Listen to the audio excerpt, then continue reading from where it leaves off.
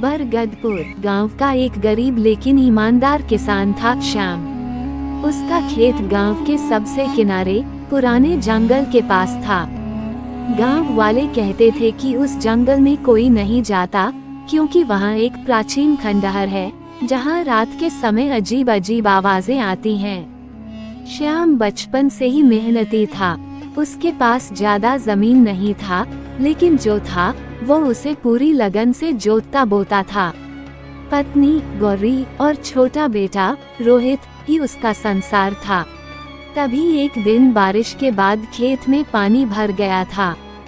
श्याम देर शाम तक खेत से पानी निकालने में लगा रहा। जब वो घर लौटने लगा तो आसमान में काले बादल और गरजने लगे।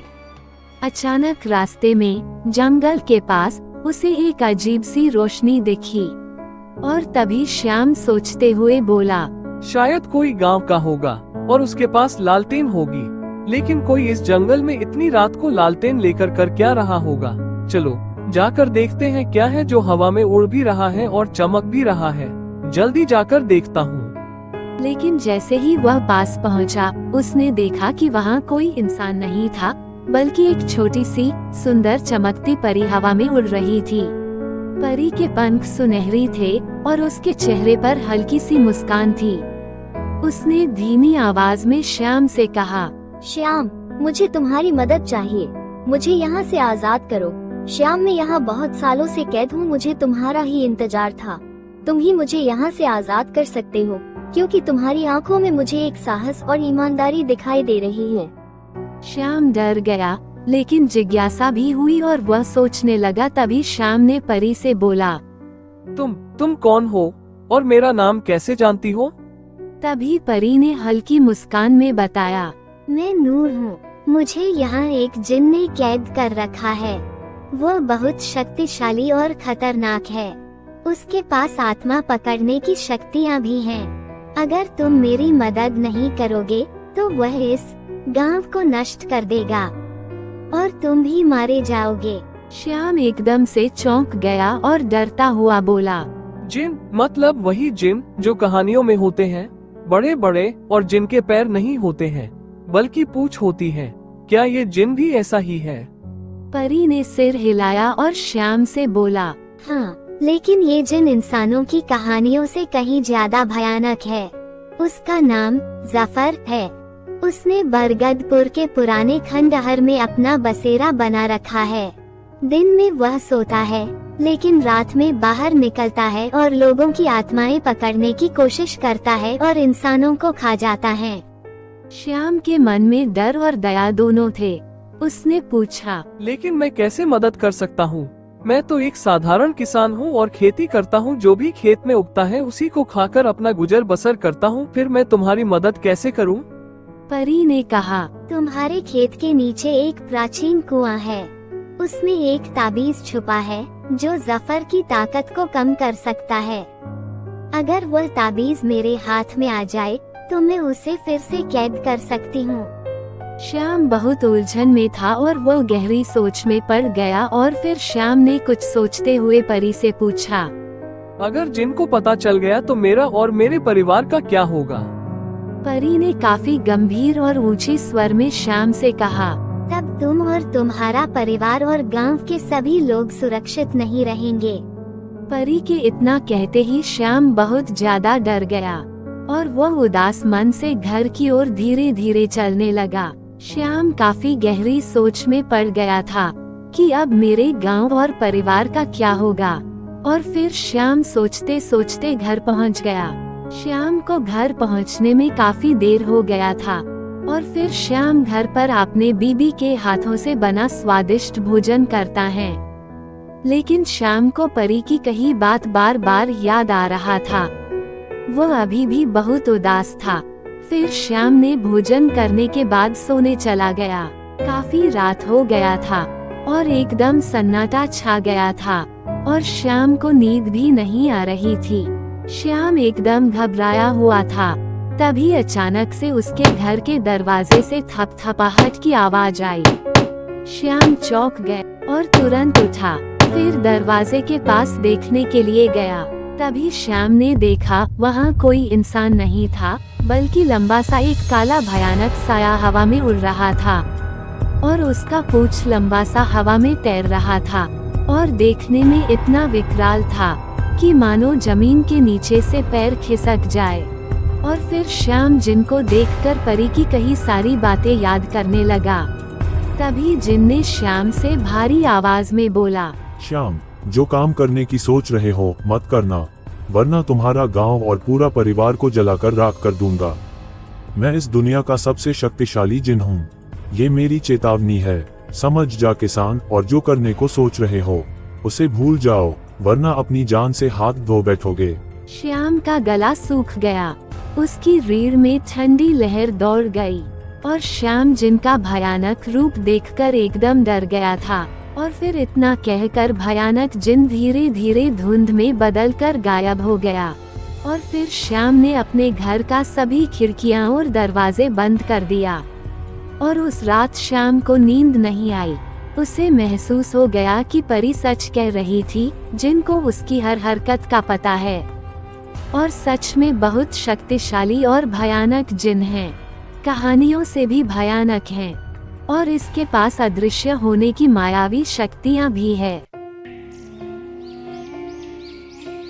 और फिर सुबह सूरज निकल चुका था, लेकिन श्याम की आंखें लाल थीं। रात का वह काला और भयानक साया उसकी आंखों के सामने बार बार आ रहा था, जिससे रात भर श्याम सोया नहीं था और वह बहुत चिंता में दिखाई दे रहा था। तभी गौरी ने श्याम को देखते हुए पूछा, क्या हुआ? रात को ठीक से सोए नहीं क्या? आंखें लाल हो रखी है, क्या कोई परेशानी है?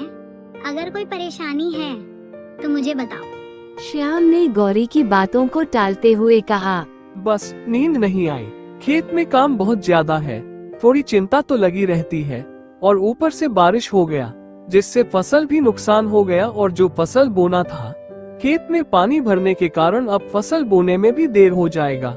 वही समझ नहीं आ रहा है कि घर का इतना खर्चा है।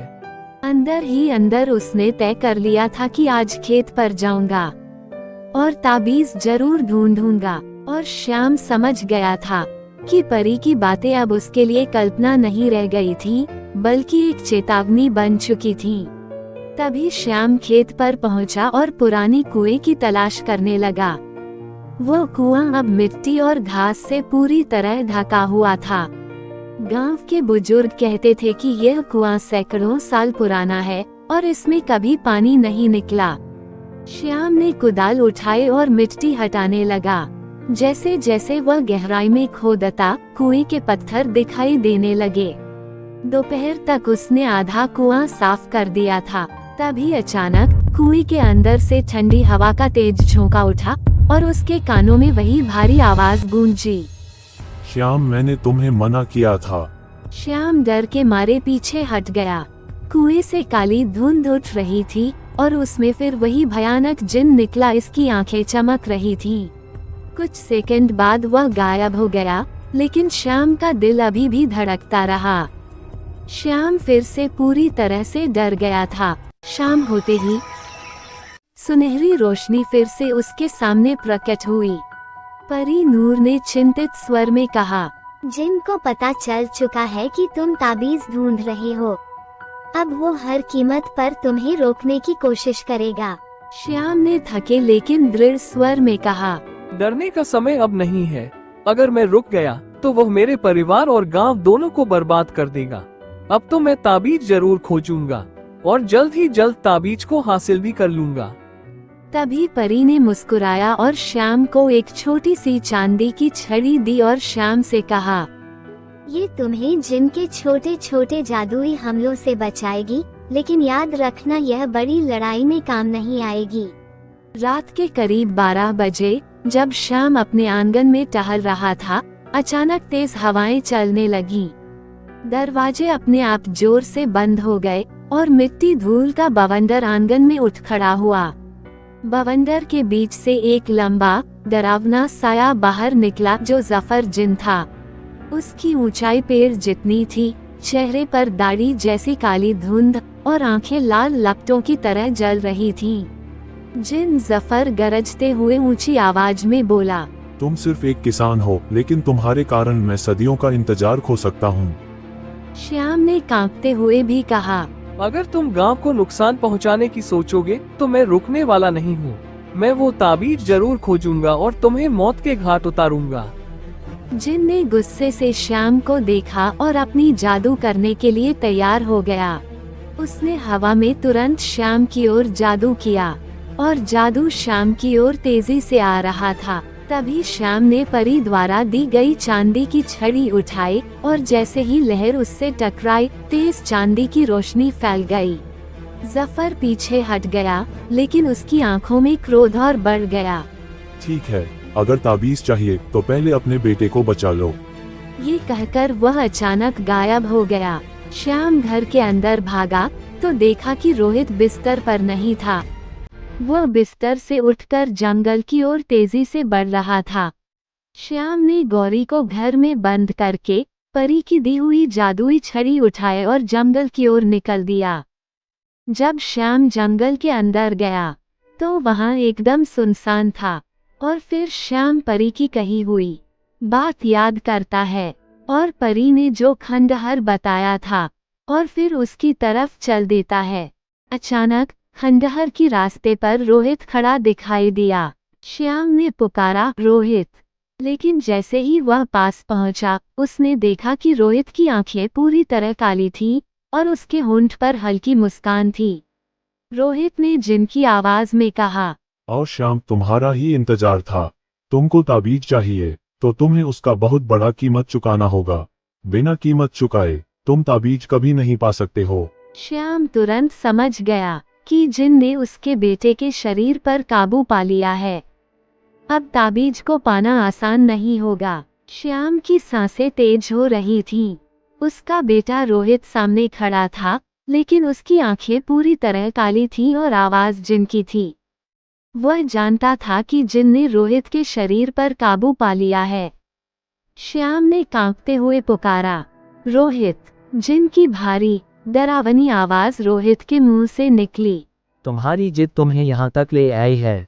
अब देखो ताबीज लेने की कीमत क्या होती है। जिन ने रोहित के शरीर को मजबूर किया और पगडंडी से गहरे जंगल में ले गया। श्याम उसके पीछे पीछे भाग रहा था, लेकिन जैसे जैसे वह आगे बढ़ता, हवा ठंडी होती जा रही थी और चारों तरफ अजीब सी फुसफुसाहट सुनाई देने लगी। आखिरकार वे एक पुराने खंडहर के सामने रुक गए। ये वही जगह थी जिसके बारे में गांव वाले कहते थे कि यहाँ रात में अजीब आवाजें आती हैं। खंडहर के बीच एक टूटी हुई पत्थर की वेदी थी, जिस पर काले रंग का एक लोहे का संदूक रखा था।